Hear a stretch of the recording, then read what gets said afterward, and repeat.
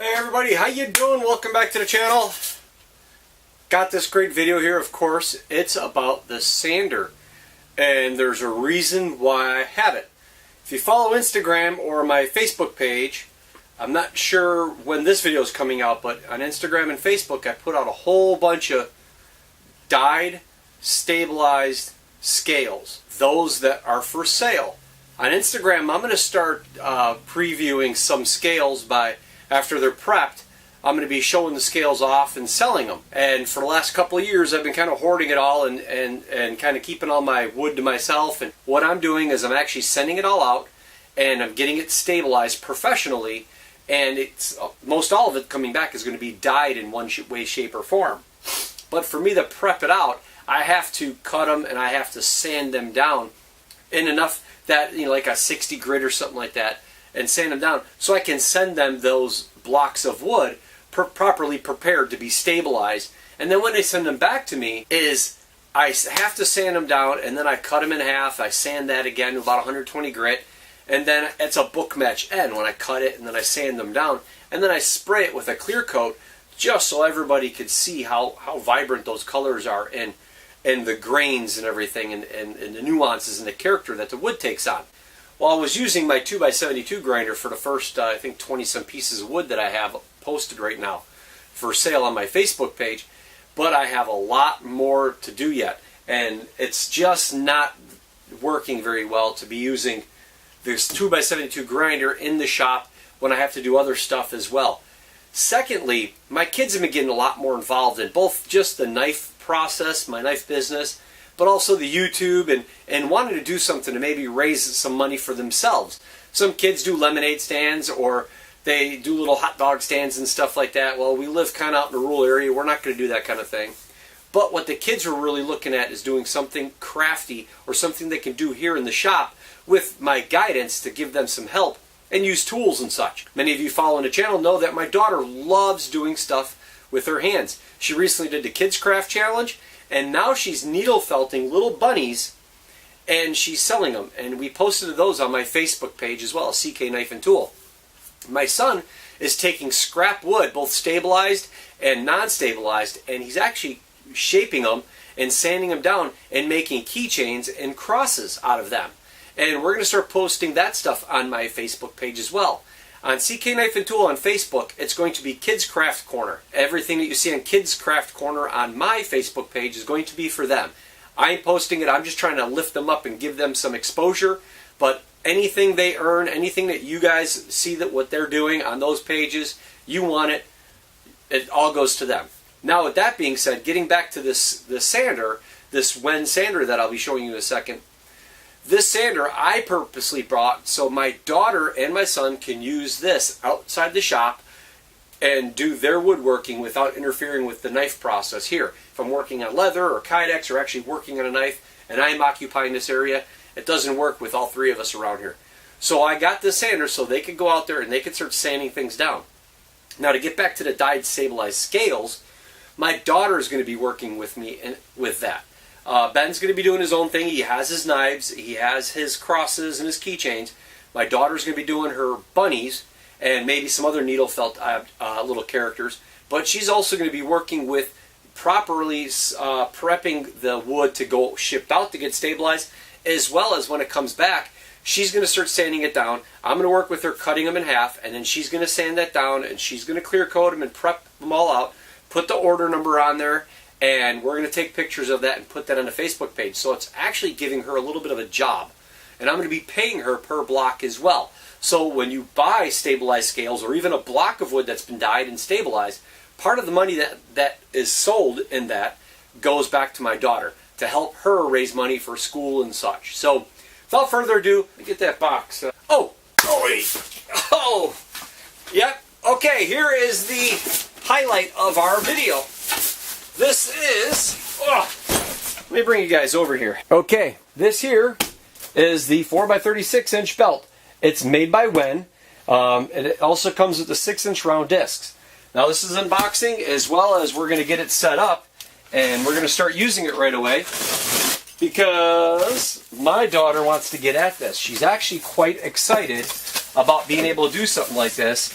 Not as much as just doing it to do it, but also to do it because she knows she can start making some money. And that's what I really liked about her eagerness, is that she's willing to work hard and know the rewards by what you do. So as you see so far, guys, really well packed. The styrofoam's up there. It comes with the directions right there.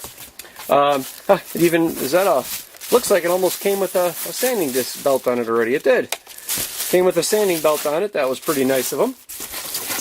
Let's see here. A guard and Allen key and some bolts, and it comes with a table as well. It's the table for that round server. Yeah, don't mind that. I got bit by a knife. So while I was working in the shop today. Let's see if this thing will come out. There we go. Now, there were a lot of different saws or sanders like this. There was a lot of different sanders. There's Shop Fox, there's Grizzly, there's WEN, there was, who's the one? I think Porter Cable. Jesus, there's so many of them. I got this on Amazon. I was looking on Amazon as well as Lowe's and Home Depot for different companies. Honestly, there was only two reasons why I picked, well, three reasons really. One was price.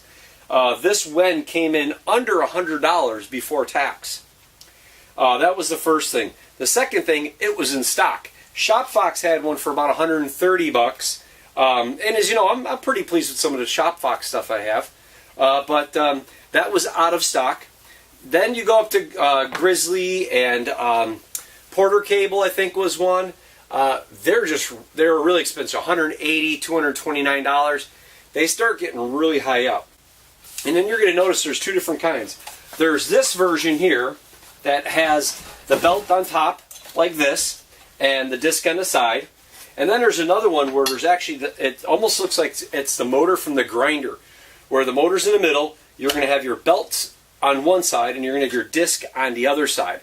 Those get really pricey. Then they have some that are already built on freestanding tables. The other reason why I chose the WEN over some of the other ones that were within the same price range, this actually had a cast iron base. I can tell you right now, this thing is beefy.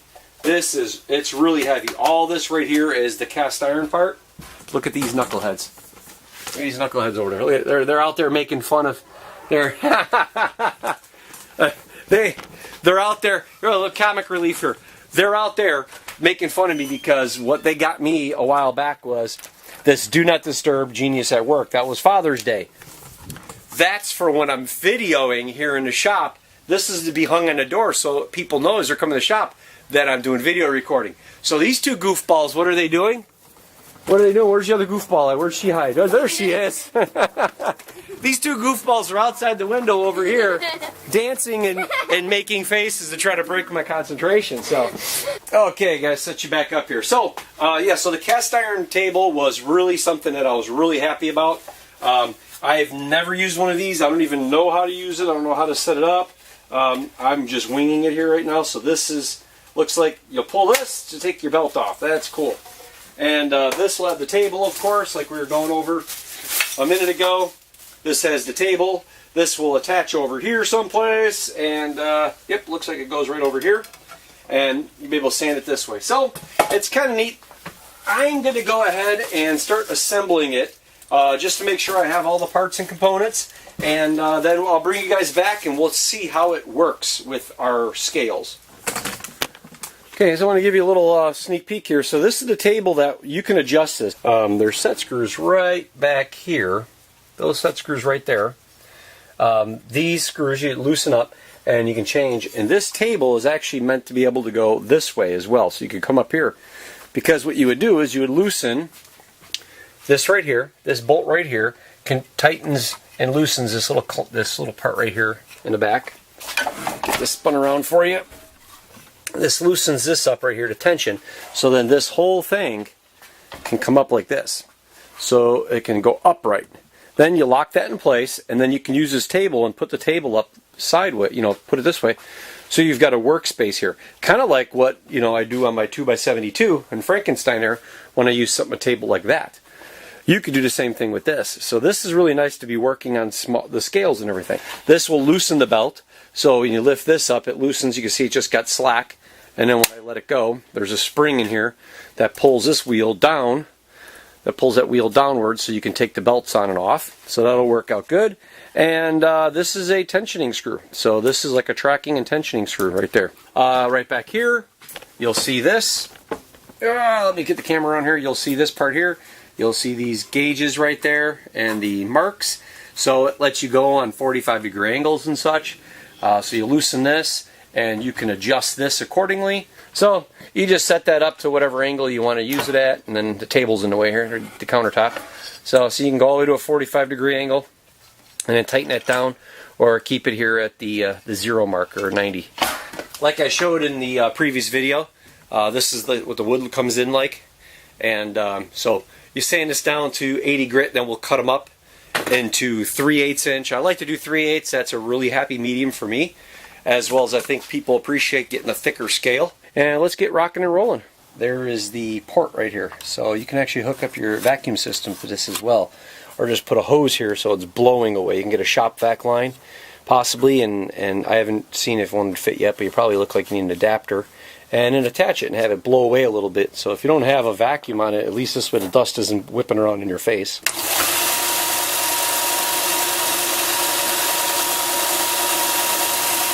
Nice.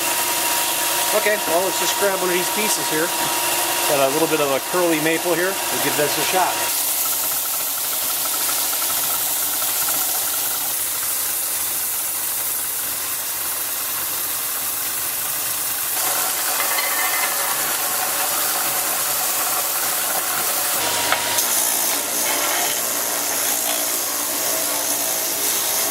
Well, as you can see, it's working. It's an 80 grit. It is taking material off. I don't know if you'll be able to see this or not. It's going to come out well. Let's just see, it's all droning out. I got horrible light work now. So hopefully you'll see that. This is what it came out like after stabilizing. And this is sanded. It's working. It's a little noisy. I noticed, if you guys have probably noticed that. I don't know exactly. It was like... I don't know what exactly all the noise was. I was pressing down on certain areas, but I couldn't get it sorted out. I was pressing on this, but this doesn't wiggle. This is mounted perfectly. That doesn't wiggle. I think it's just this part right here that's got some wiggle to it. That's all pretty sturdy, so I think it's just like the plastic housing in this that makes it kind of, I don't know, makes it a little bit noisier than I expected it to be. So we'll see. We'll give it a shot some more. I'll get a dust mask, and we'll see how further along I can go with this piece. And we'll do this one completely from start to finish.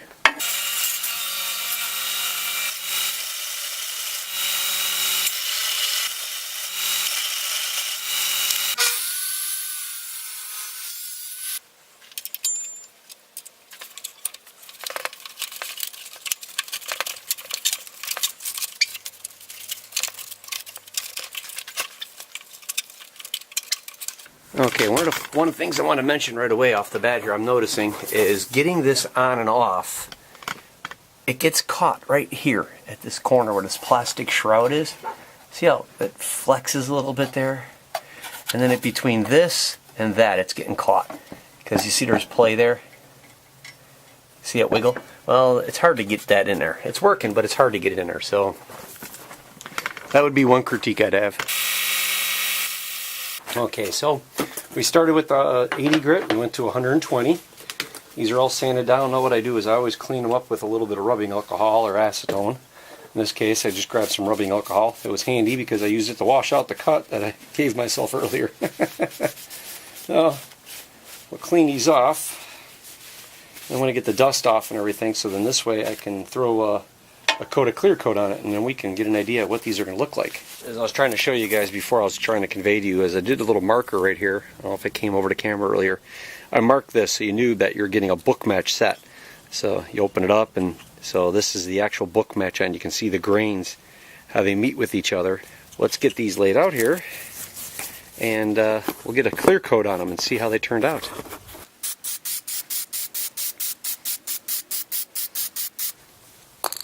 Look at that. Look at how pretty those got. I said it was dyed black, but it almost has a gray and brown hue to it. And those curls, they really come out. It's like a tiger stripe, huh?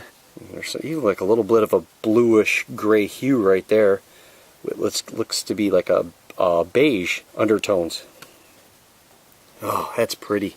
It's the quick dry. It's Krylon. All it is a clear glaze. That's it. Everybody does it. So if you're new and you're watching this and you're like, hey, what are you doing that for? Well, the reason why we do that is, as you notice, it brings out the color. When we sand and finish scales, if you had something like this, I'd be sanding that down to 400 or 600 grit. And then I would be rubbing it all down with a Renaissance wax or something to really bring out that curl. So by the time I'm done with the Renaissance wax and buffing it, it would look like this.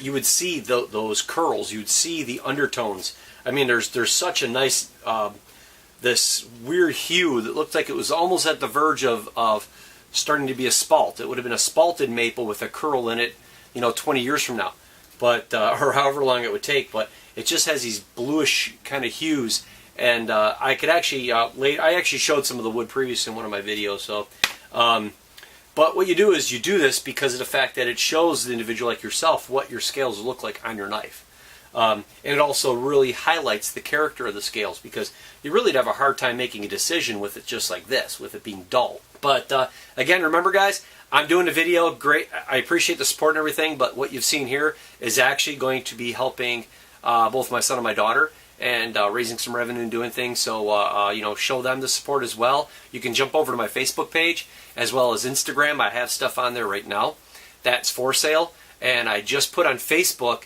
some of their stuff. So you can hit facebook.com/CK Knife and Tool. I think that's how that works.